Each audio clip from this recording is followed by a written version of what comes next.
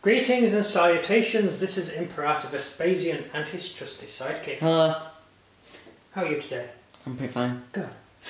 We're showing you a group of ships that we've put together, which is going to form part of our Oeselian fleet. They're from an island off the coast of Estonia, and we're going to be fighting against the Danes. They're medieval ships. They're typically... You've seen Viking longships. These were really upgraded Viking longships to try and contend with the larger sailing cogs that were around. To try and make them last a bit longer, they put a forecastle and an aft castle on the ship in order to raise the level of the fighting platform so they could take on taller sided ships.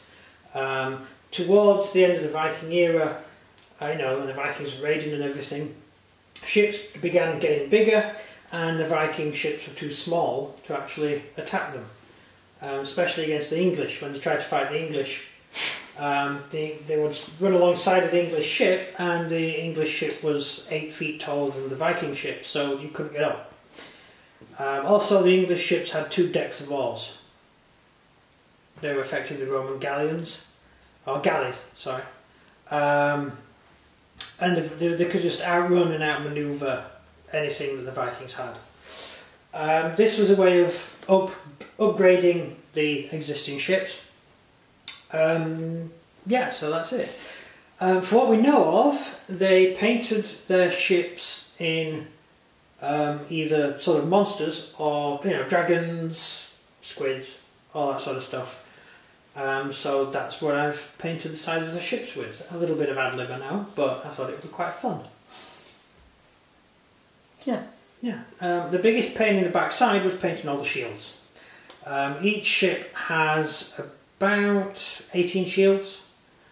So that was a lot of shields I had to paint up for each ship. Took a bit of time. Questions?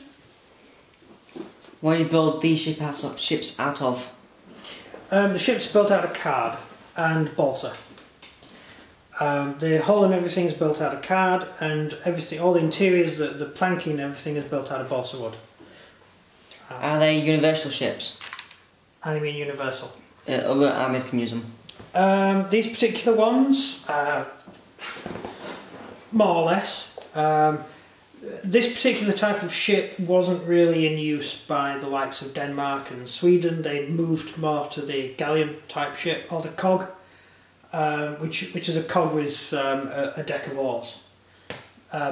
Mainly because the Baltic freezes over, and you got lots of little icebergy things floating around, pack ice, and you needed the oars to steer. You needed the oars to manoeuvre your ships in and out of port and around the sea. With a sailing ship, you can't really do that, so you really needed oars.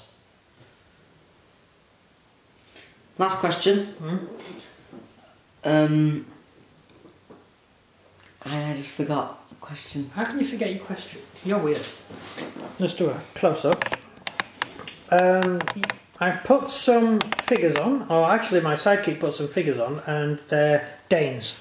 So one apologises for not having any actual Oeselians on board, but these are the Danes, so it gives you a good idea of scale.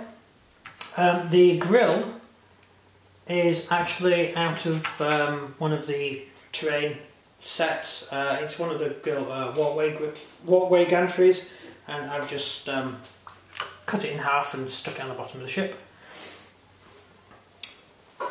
So that's an interesting point if you're interested in that. Yeah. Remembered your question yet? Yep. What? But during the campaign of the Smara Island, were these ships effective? Were they good for the time period? Yeah. Yeah, because they were fast and very manoeuvrable.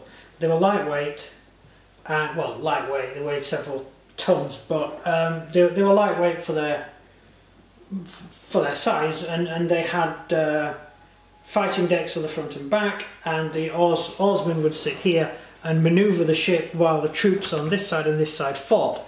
And their main tactic was to ram into an enemy ship, and then the troops from the forecastle would bail out and attack the enemy crew. That's typically what they used to do. Yeah. Yeah.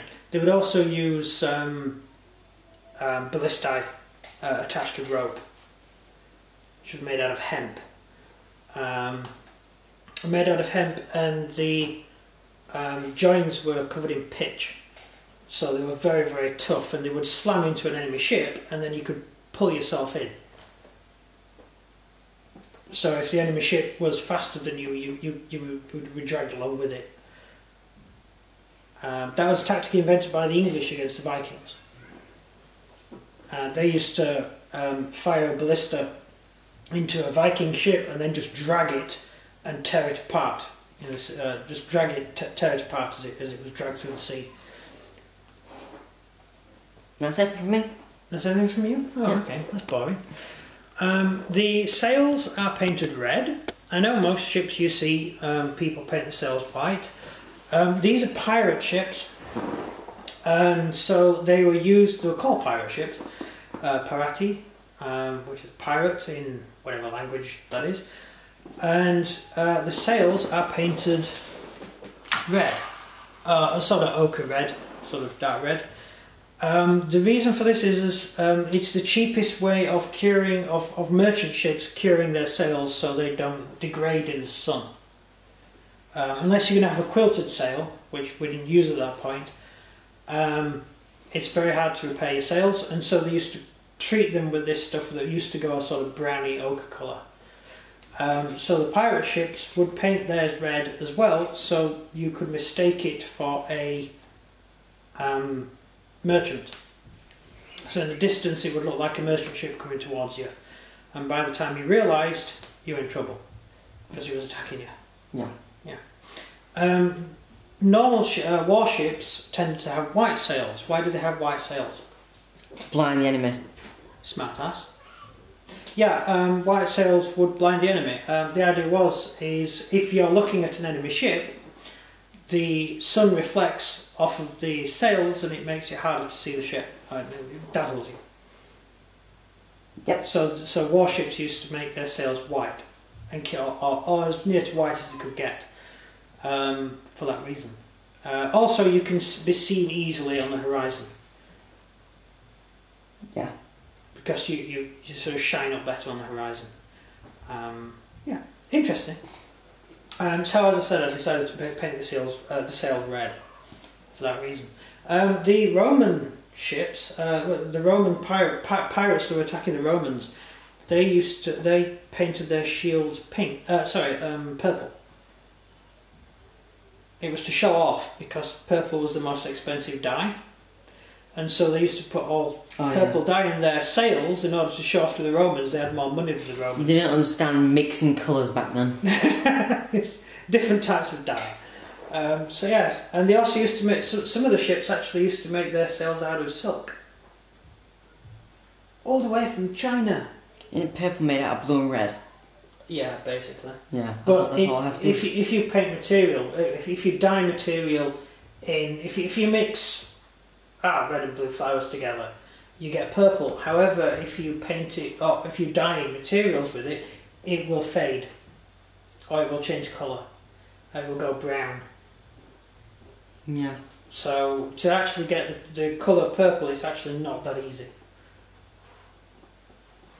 Hence, they used to do it to show off. Yeah. Yeah. So that's it. I hope you like the ships. Did take quite a bit of work to build them. I've built 5. Pretty happy with them. They're okay. They work. I also had to make them so you could fit the figures on board. That's another problem you always have making things. You have to make sure the figures will fit. Yeah, you have to do that, don't you? Right, so any more questions? No. No questions? Oh, that's boring then, isn't it? But I have a question for the viewers. Oh, go on then, go on. Fun to answer. Yeah, go on. Do any of you guys watching know why the ocean is blue? It's blue paint, isn't it? I mean the actual ocean. I thought they painted it blue. No, I thought... Yeah, they got paints of blue, but yeah. Paintings, yeah. There were these time dwarves. Yeah. You know, back when the Earth was made, and the time dwarves sort of poured dye into the sea, to make it go blue, didn't they? Isn't that what they did? No? Yep, totally. Oh, am I thinking of something different? Yeah, something completely different, but I'm not going to say anything. Okay. Okay, never mind. Thank you very much for watching. Over to you for the outro. So if you enjoyed this video, please do like and subscribe, and comment down below what you think of the Danish ships. They're not Danish. Danish ships, that's it from me. They're not Danish, they're Oeselian. I said Danish because I don't know how to pronounce Oeselian. Ship is a ship. With pretty patterns. The Danes used completely different types of ships. They were a bit more modern, to be honest. Anyway, so thank you very much for watching. This is goodbye from me. And goodbye from him. Goodbye. See ya.